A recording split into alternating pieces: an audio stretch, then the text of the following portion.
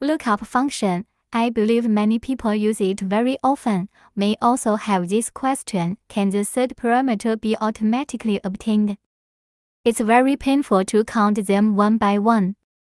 Is there a way? Of course there is. Lookup function has 4 parameters. First is the value to be found in the first column. Second is the data area. Third is the column number of return value. Last is exact match. We got the return value corrected in this cell. Then let's copy the formula to each cell in this column. Then we have to repeat typing formula again because of the column number of return value is changed. Now we add a match function into the Vlookup function. It can automatically retrieve the third parameter.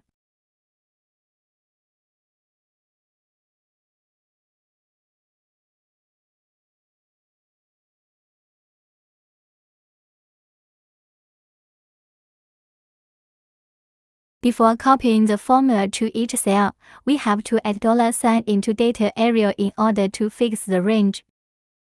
You don't have to type the $sign in each range, just use mouse to click the range, then press F4. Now, we can just simply copy the formula to each cell without any changes.